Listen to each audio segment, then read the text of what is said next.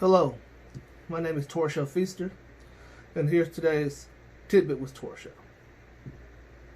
Well, today I want to talk about, it's really about everything that's been happening in our community, in our country, over the last 4 weeks, 5 weeks, dealing with Black Lives Matter, and dealing with the realization by the majority of people that there is systematic and institutional racism in our country, and that it needs to be addressed. Today I want to talk about that, and I want to talk about Reconstruction, and I want to talk about how I think the two are related, how I think the two are married. Just in terms of a brief history lesson,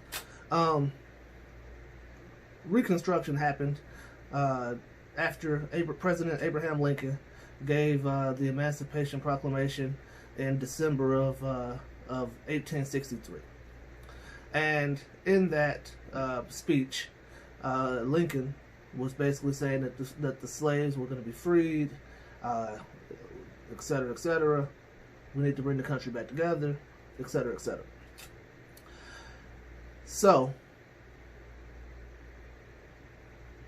Abraham Lincoln's idea, after the ending of the Civil War, his idea for Reconstruction was that we as a country had to find a way to come back together. Okay?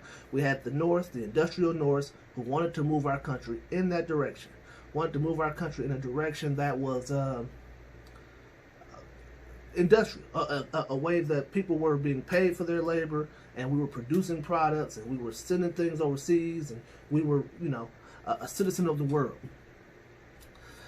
In the South, they wanted to stay the planter class, the farmer class. They wanted to continue to farm and ship cotton and things of that nature. Many people in the North thought that there was more money to be made in the industrial economy than in the planter economy. And many people in the North wanted to get rid of slavery. Because obviously, to many people, that's just a moral sin. The problem is this. Many scholars say that Abraham Lincoln's idea for Reconstruction was that it was going to take decades, that it was going to take generations. His idea is that he had a three-pronged approach, and the first two prongs dealt with the way to bring Southern states who had seceded during the Civil War, bring them back into the Union. And that was where he had people swear, 10% of the population of that state had to swear an oath to the new Union, and they had to put together a plan to reestablish their government. And his Reconstruction was more than just rebuilding roads and highways and buildings that were burned and destroyed during the Civil War. His Reconstruction was reconstructing our social society. His Reconstruction, and Lincoln was a Republican. And just for a matter of clarification, Republicans in that time period were the progressive or the liberal wing of the government, and the Democrats were the more conservative, Southern farmers, planters, aristocrats who wanted to maintain the status quo more so. Obviously, the ideologies switched as the Democratic Party went away and came back more progressive. That's neither here nor there. But the point is, Abraham was a Republican who was more progressive than a lot of the other legislators from the South in the country. And his idea was that we had to find a way to rebuild our social structure. We couldn't just free slaves and let slaves find a way to make it with no housing, no money, no place to go. What were they supposed to do? And we had to break down the thoughts, the systematic and institutional racism of the population.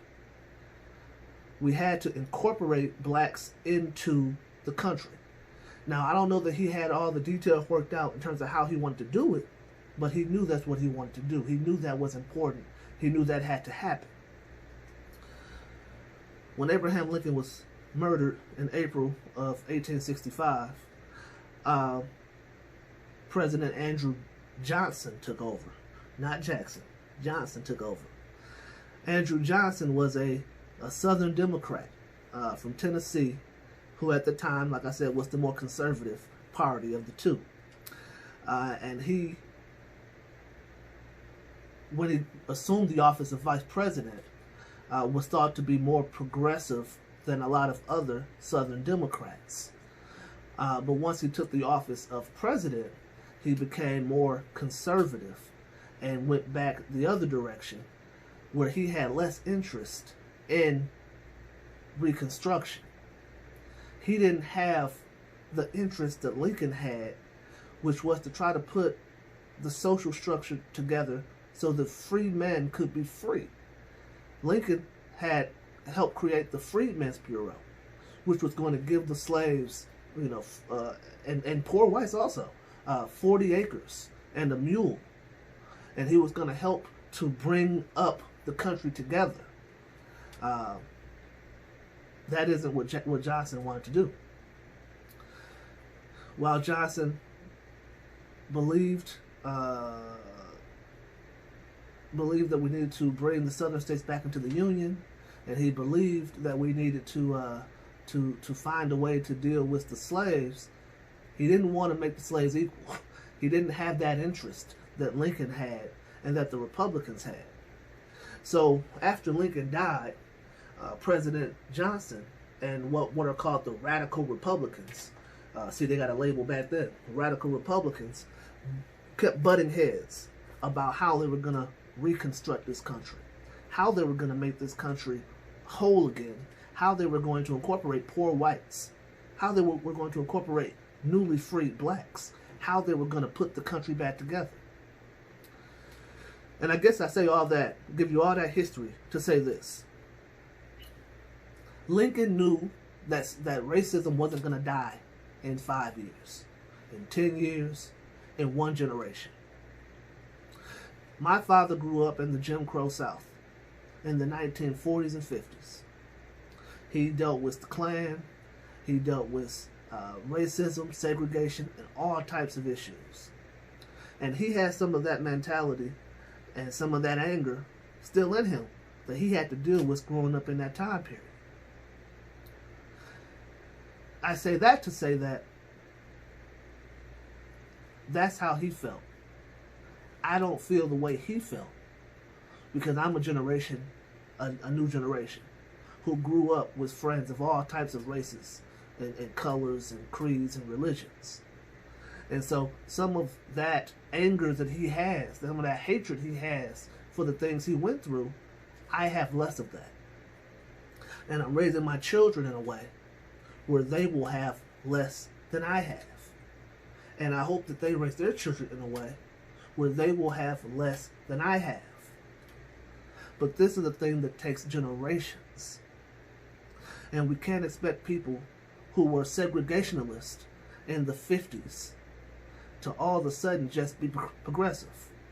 But what we have to hope is that their children will become less so segregationalists, less so racist, and that their children teach their children to be less racist, and that their children teach their children to be less racist, and that eventually we get to a point where the Reconstruction actually happens. Reconstruction cannot happen if we do not take the time to actually reconstruct. We have to teach our youth and our offspring not to feel that hatred, not to perpetuate that hatred.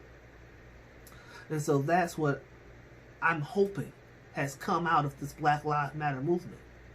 I'm hoping that my white friends teach their children about what's happening today, about the systematic and institutional racism that they now see and understand, and that their children teach their children, and that eventually some of that hatred and anger and resentment and bias that we have built inside of us from our experiences fade away. And I believe that if Abraham Lincoln's plan would have come to fruition, that this stuff would have happened 155 years ago. But we're still dealing with the results of not finishing Reconstruction in 1865 when President Johnson stopped it, essentially. Today, if we had reconstructed our country appropriately then, we may not be still dealing with this today.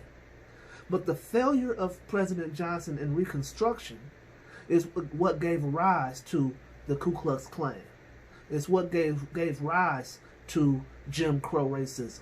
It's what gave rise to institutional, systemic racism.